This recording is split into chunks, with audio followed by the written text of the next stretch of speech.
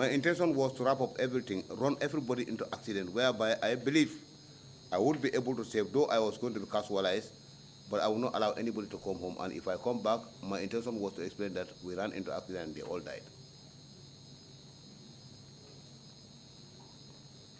But that plan was never to materialize. They didn't, they back out of it. They invited me. When I took it, they back out. What did you do after that? I left them, and I told them that 9 o'clock I am going to leave here and go home. And I'm going with this particular car for my safe mobility. That's the time I left them and went to the baobab tree beside that mud house. There was a Rasta man who was not very correct. He used to gather stones there and make it a mosque where he used to be parked. I went to him and he gave me some cannabis. I smoked. From there, it was almost 9 o'clock. I came back and told them. Cannabis, was it legalized in Kanilai? It was not legalized. But people smoked freely? Not freely everywhere. But there were places where people could smoke freely? Not specific places. You know where to hide yourself, and you feel you are safe, you smoke it. Okay, good. So, and then what happened after that? When I came back, it was sharp 9 o'clock on my watch. I said to them that I am now going, and this is my final time with you people. I'm going with the car. That was the time I picked my weapon, the grenade launcher. There is a process you call make safe with the weapon. Unload the weapon, clear it until they all saw that it was clear. I picked the round that came from the chamber, loaded it on the magazine, loaded it again, and cocked it safe. I took my pistol, did the same thing, cock and safe. And I told them that I am leaving and I'm going to use this back way from here to Kunjenja. I will appear in Sibano. That was the road that I was introduced to in the initial time. That was the border road. So whoever is displeased with, amongst you, go and wait for me on the road.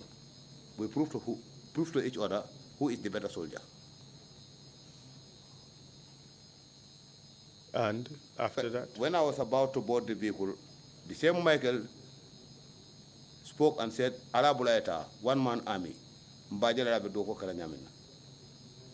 Manja was on the other side with Noah, and they said, Nyini mote doko kala Ala Bulaeta.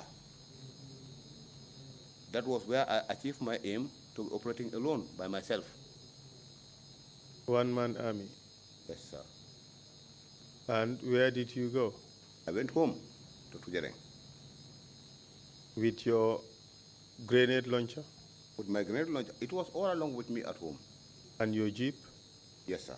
Unaccounted for in the army? Accounted for. Did they come after you for the jeep? No. In another development, Lamin Toure, who was a close associate of Sanamanjang, called me when I was coming from Kanilai and indicated that Borakoli and the guys are setting an ambush for me at Kembujeng. That if I was in possession of cannabis, let me just postpone my journey. I said, fine, I am around Sumita, but tell them that I am not in possession of cannabis. Since they are there to wait for me, I will go back and load because I have advised them not to spoil the boys in this cannabis peddling long time, and they are doing it. Do they need something better than me? Tell them I'm going back to Upot and I will load, and I'm coming. Do that? I went and did that. I'm sorry, it is a crime, it's an offense. What did you load? What did you load? I loaded cannabis. Where did you get the cannabis from? It was these pushermen who will go to the bush to buy cannabis and they do not know how to transport it to Combo. You knew where to find them? I used to patrol the border and I knew that at Upat there was one compound that was just beyond the border. There is not part of the Gambia. I would call it a no man's land. There is no such place. No man's land? No. It's either in Gambia or it's in Senegal. Militarily, we call the 300 meters from the border, from your end area to the other country as a no man's land. So you would say maybe 150 meters inward and 150 meters outwards. We'll call it a no man's land. Okay, that is news to me, but if you look at the map. This is combatly. I mean, I am not talking about those civil, you know. Okay. So this house was located within that 300 meter zone. Not even 300 meters zone. It was less than even 100 meters, maybe 75 to 80 meters from the border. From the Gambian border. Yes, sir. All right. And you went there, and what happened? I went there. Luckily, I found so many fishermen with their cannabis there. They did not know how to cope. I loaded the vehicle to the brink. And I then? told them that I am not going to carry anybody. If you can contact your agents, give me your number. You contact your agents that anywhere I'm supposed to meet them will be on the road, and I drop it. If I don't see them, I'm going away with your cannabis. So you served as a smuggler. Yes. for the pushermen. That trip, I served as a smuggler for the fishermen.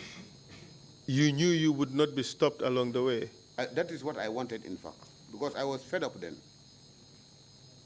And what was the consideration that was given for you to carry out this dangerous enterprise? They were paying $500 for a kilo.